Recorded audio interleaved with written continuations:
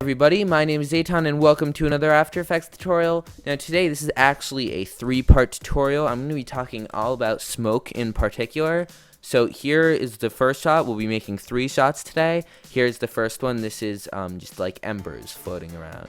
You could use it as snow also. This is just a quick little version of that. Second thing we'll be making, this is a smoke hit.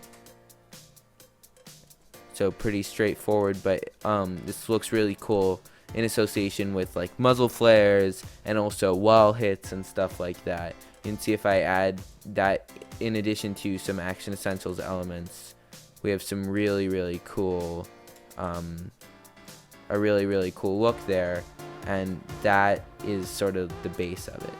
So we'll be making that, and then the third thing we'll be making, this one is a little slower to render, but this is just sort of like a smoke trail. So you can sort of see that here. I'm just scrubbing through. Okay, so let's get started with our first effect, which is the embers. So we're going to start by making a new composition, making a new solid, and putting Particular on it. Particular is a third-party software by Trapcode. Well, not by Trapcode, by Red Giant. In the Trapcode, they have like their Trapcode suite, which is a set of plugins, and it's in that, and you can buy it on its own. So here we have our particles. This is just what it looks like by default. So we're going to start off by setting this as a grid, and then we're going to want to spread out this grid 1920 by 1080, which is the dimensions of our project. If you're using any other dimensions, you can feel free to put that in. And then the Z, that's the back and forth dimension. That's like, right now the mouse is going on the X-axis, now it's going on the Y-axis. The Z would be sort of like depth, that's going in. So that one we don't need to make as high as the other ones, but I'll probably turn that up to around 100. Now we're going to start by setting our particles per second. Right at the beginning, I'm going to set this to around 5,000, something that's a lot, and then set the keyframe there, move forward 1 frame, set them to 0. So now we can see that it looks like this, and I'm going to hit N right here just to end this. So that is what it looks like right now. So we're going to change this to make it look a little better than that. So we're going to go to the grid emitter, and then we're going to turn this way up. We'll start with around 30 on X and Y, and we can do around 10 on Z. Give it a little depth too. And we can leave the type at periodic burst. So this means it's just going to go out sort of like that. Okay, so that's pretty cool, but the particles are staying on the screen way too long. So we're going to turn the life down to around 1. And they're all right now just going to die. But what we can do to make this a little more gradual is we can go to the A size over life and turn that down.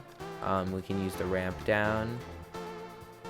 And also the opacity over life. So now we're getting a bunch of particles and they all fade away at the same time. That's not exactly what we want, and we can end it a little earlier. That's not exactly what we want, because I think it would look better if there was a little variation. So let's make the size a little bigger. Let's start with around 10, and set the size random to 100, which is, I think, the highest it goes. Yep. And then let's do the same for the opacity. So we'll actually bring this down pretty low, around 20%. You'll see why soon. And then the opacity random, again, 100%. So we're going to switch the type from sphere to cloudlet.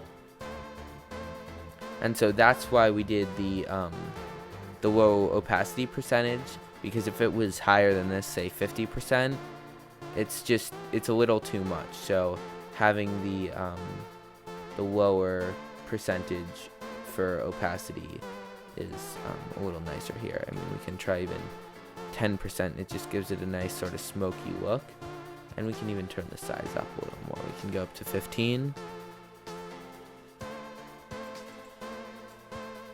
And so now if we play this, takes a little while to load.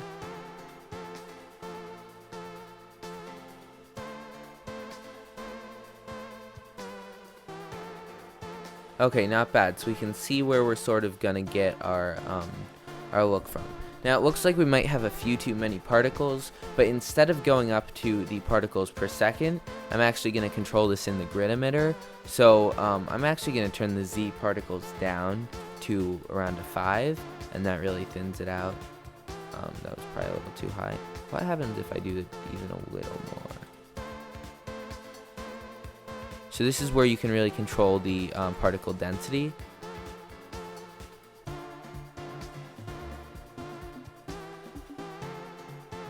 So that's starting to look okay.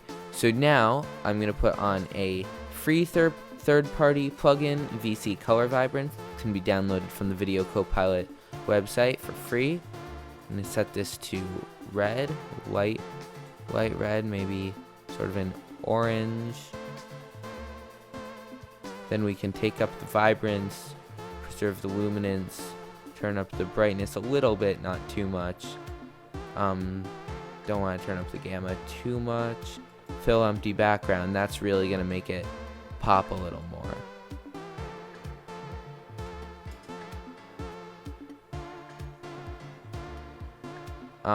Okay. And let's turn down the Z again. It's really maybe only one.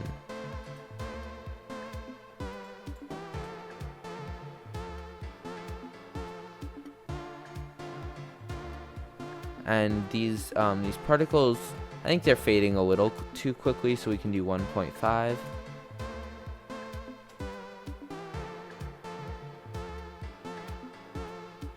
And I don't actually like them shrinking. I think then they start off too big and end too small. So I'm gonna stop this size over life, and then just turn down the overall size. Okay, so there we go. This is our first effect. You have some nice embers. You can play around with some of the settings. You can try adding a little motion blur. You can play with the density. You can make them less, more. You can play with the VC Color Vibrance settings to give it sort of the look you want, or you can like turn down some of the stuff you don't want. So that is our first look. Moving on to our second, which is the hit.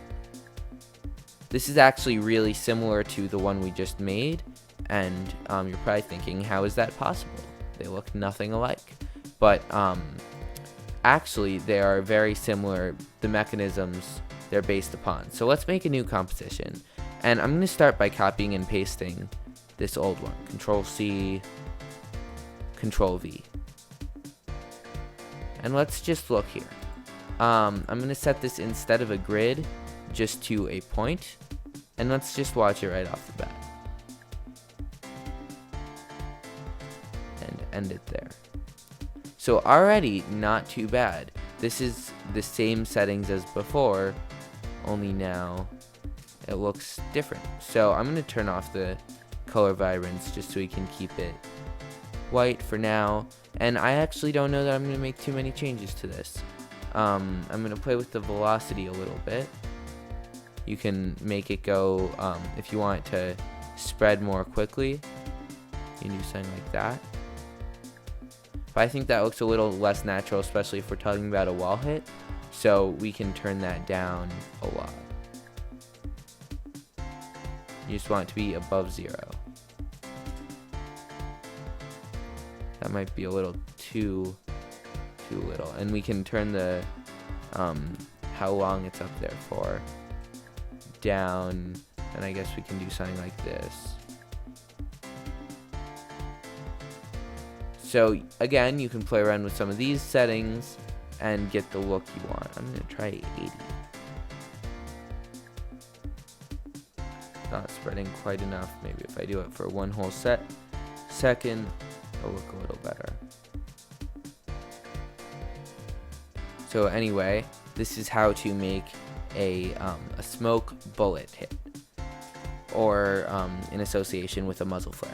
So third thing, final thing, Going to make a new composition. This one's a little different. We're going to start by actually making a light, and we have to call this emitter. It won't work if it's not called emitter, so type it just like that, just emitter. Doesn't matter the type of light as long as it is called emitter. So press OK. So now you have a light here. New solid. Let's put particular on here.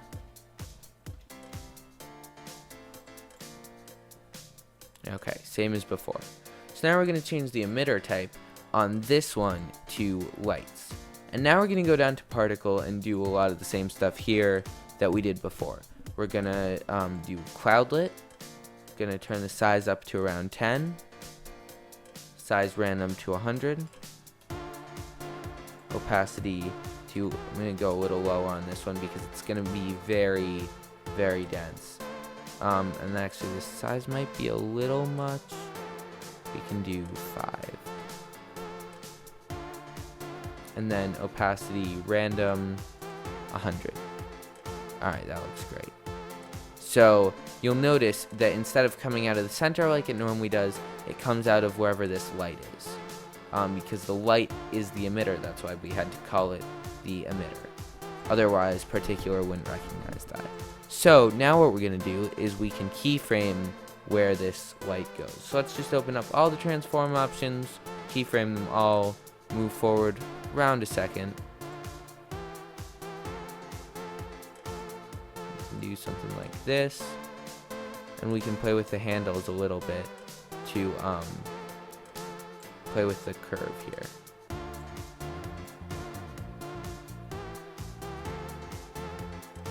And then bring this up around here.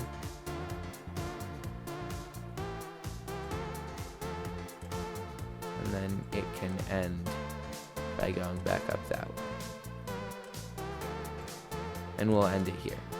So now we have a little sort of looking like a smoke path, but it's way too thin and detached. So what we have right here could be good for adding a little grit to another more full smoke pattern, but we're gonna just keep adding to this one because these little pieces actually add a lot. But what we're gonna do now, set the particle to second all the way up to 5,000 like we did before. And now you'll see a huge change.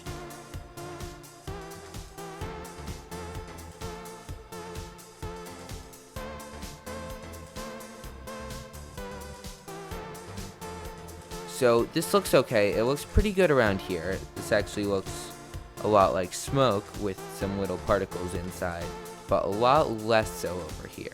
So one of the things we can do, we can turn down the velocity a little bit. We can try it around like 20 maybe. And then we can fade it out over life. There are two options I like here. You can do like ramp in a little at the beginning here so it's not so bright right there, and then out. But the one I normally, I guess I'd say I use most is this, where it just kind of fades out. And then we can turn down the life to maybe 1.5.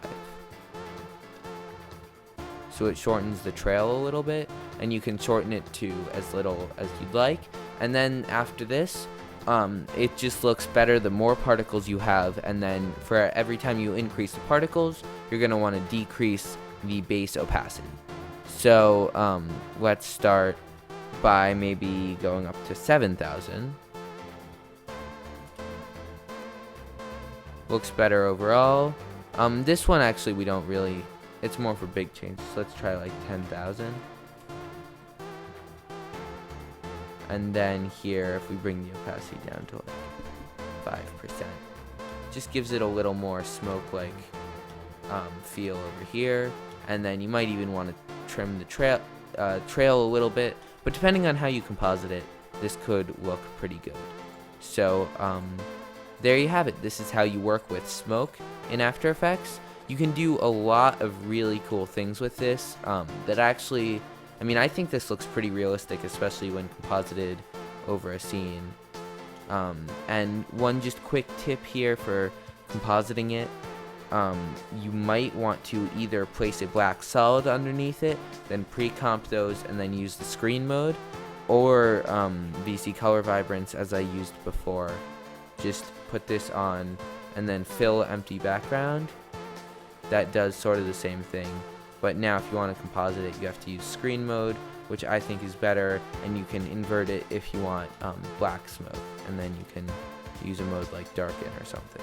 And so this just sort of helps you see some of the other particles in it depending on the footage you're trying to put it over. So, thank you for watching this After Effects tutorial. If you liked it, please like, comment, and subscribe. And if you have any questions, feel free to leave them in the comment section below, and I'll try to get back to you. So thanks for watching, and I hope you learned something.